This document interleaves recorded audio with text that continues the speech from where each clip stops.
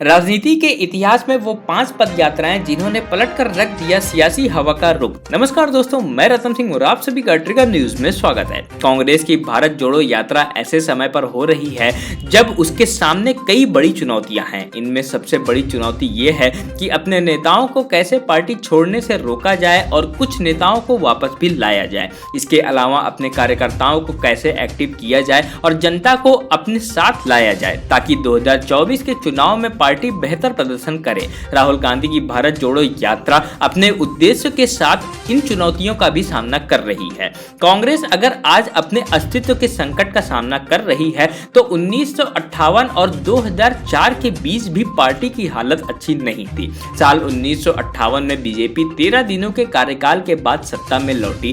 2004 के लोकसभा चुनाव में प्रधानमंत्री अटल बिहारी वाजपेयी जीत के लिए पूरी तरह तैयार थे। साइनिंग इंडिया के नारे के साथ ही ज्यादातर मीडिया पोल बीजेपी के पक्ष में थे, लेकिन इस चुनाव के परिणाम ने सबको चौंका दिया। वाजपेयी ने कहा कि यह एक ऐसा चुनाव था जिसमें विजेताओं को जीतने की उम्मीद नहीं थी और हमें हारने की। 2004 के चुनाव में कोई नहीं जानता था कि किस फैक्टर ने काम किया जो कांग्रेस को जीत मिली। ऐसी संभावना जताई जाती है कि शायद एक नारा जो हरियाणा के सोनीपत में एक चुनावी रैली के दौरान आया था उसने काम किया, जो जल्दी ही पार्टी का नारा बन गया। भारत चमक रहा है, लेकिन आम आदमी को क्या मिला? कांग्रेस की 1958 वाली ही हालत साल 2014 में होनी शुरू हो गई जब नरेंद्र मोदी के नेतृत्व में बीजेपी सरकार बनी। क्या राहुल गांधी की भारत जोड़ो यात्रा भारत की राजनीति में नया मोड़ दे सकती है? इस यात्रा ने कांग्रेस और उसके समर्थकों में मनोबल बढ़ाने की उम्मीद जगाई है, लेकिन क्या ये भावनाएं पार्टियों की चुनावी किस्मत में महत्वपूर्ण बदलाव ला सकती हैं?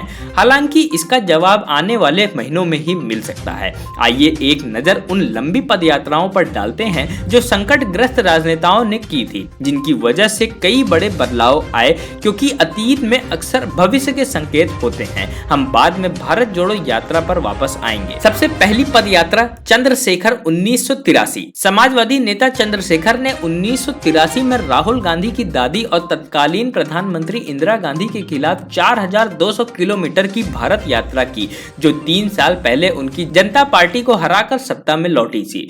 चंद्रशेखर लोगों का विश्वास वापस जीतना चाहते थे। कन्याकुमारी से दिल्ली तक की अपनी 4 महीनों की पदयात्रा के अंत में वह राष्ट्रीय राजनीति के केंद्र में आ गए। वह गुरुग्राम के भोंडसी में अपने आश्रम में थे जब उन्होंने इंदिरा गांधी की हत्या की खबर सुनी।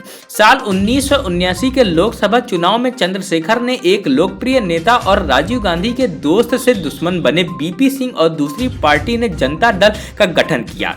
चंद्रशेखर को बीपी सिंह के प्रधानमंत्री बनने का तरीका पसंद नहीं आया। लाल कृष्ण आडवाणी की गिरफ्तारी के बाद बीजेपी ने अपना बीपी सरकार से अपना समर्थन वापस ले लिया और ये सरकार गिर गई।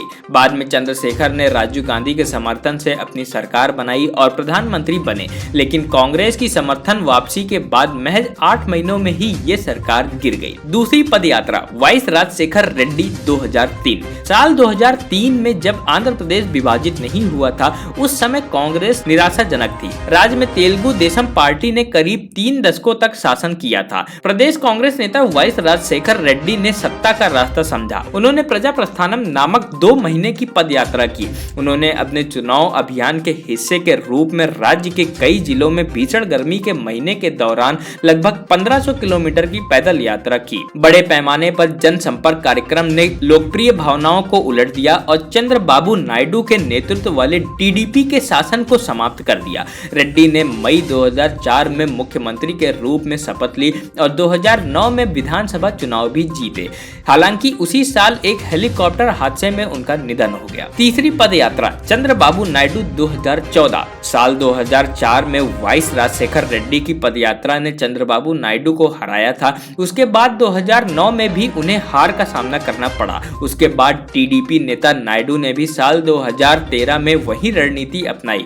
नायडू ने 208 दिन की 2800 किलोमीटर की पदयात्रा की, जिसे वास्तुना मिकोसम का नाम दिया गया। इस यात्रा ने चंद्रबाबू नायडू को प्रदेश की राजनीति में पुनर्स्थापित किया। यात्रा के दौरान नायडू जनता के बीच खोई हुई अपनी पकड़ को फिर से स्थापित करते हुए नजर आए। साल 2014 में विधानसभा में उनकी पार्टी सत्ता में आई। यह वही साल था जब चंद्रशेखर राव के नेतृत्व में तेलंगाना राष्ट्र समिति ने आंध्र प्रदेश से अलग हुए नए राज्य के रूप में तेलंगाना को मिल गया था। चौथी पद यात्रा वाइस जगन मोहन रेड्डी 2017। अपने पिता वाइस राजशेखर रेड्डी के निधन के बाद जगन मोहन रेड्डी ने भी लोगों से मिलने और उन्हें सांत्वना देने के लिए आंध्र प्रदेश का दौरा शुरू किया। जगन मोहन रेड्डी और कांग्रेस के बीच खटास थी, जिसके बाद उन्होंने कांग्रेस छोड़ दी और 2011 में अपनी खुद की वाईएसआर कांग्रेस पार्टी बनाई। साल 2012 में जब कांग्रेस केंद्र में थी तब जगन को भ्रष्टाचार के आरोप में गिरफ्तार किया गया था। 2014 के चुनाव में जगन मोहन रेड्डी की पार्टी चुनाव हार गई,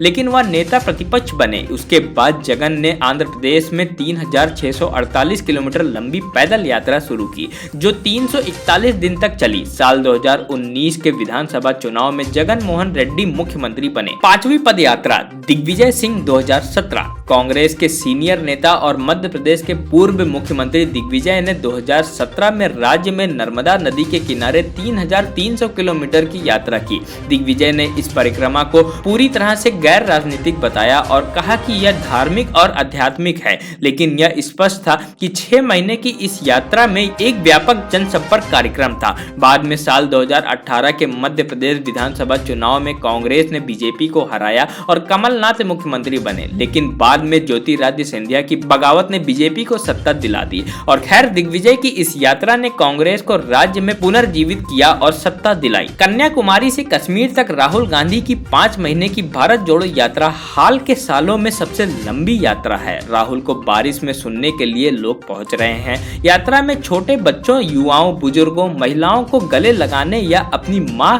सोनिया गांधी के जूते के फीते बांधने की फोटो भी वायरल हो रही है। कांग्रेस की टीम राहुल को एक सम्मानित और प्यार करने वाले राजनेता के रूप में पेश करने की कोशिश कर रही है। वहीं सीनियर नेता जयराम रमेश की सकारात्मक आक्रामक संचार रणनीति चीजों को संतुलित कर रही है।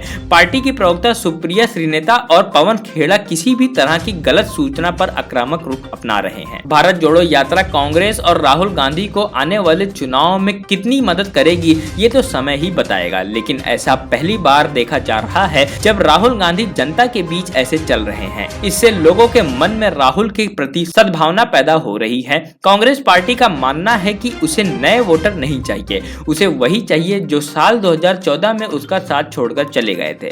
वरिष्ठ राजनीतिक पत्रकार इफ्तिकार गिलानी कहते हैं कि राजनीति बॉलीवुड फिल्म की तरह है, क्योंकि कोई नहीं जानता कि जनता को क्या अच्छा लगेगा। यात्राएं कुछ हद तक पार्टी कार्यकर्ताओं को उत्साहित करने में काम कर सकती हैं, लेकिन मतदाताओं की पसंद पर उनकी सीमित प्रभाव है। गिलानी ने कहा, 2014 की हार दरअसल राहुल गांधी के लिए एक मौका था जिसमें वो पार्टी में नए और युवा चेहरों को सामने लेकर आ सकते थे, नया रास्ता बना सकते थे, लेकिन वह सफल नहीं हुए। वह मोदी सरकार की विफलताओं का इंतजार कर रहे थे, जैसे 1977 में इंदिरा गांधी ने किया था। भाजपा के पास अपनी विचारधारा में मजबूत कैडर आधार है।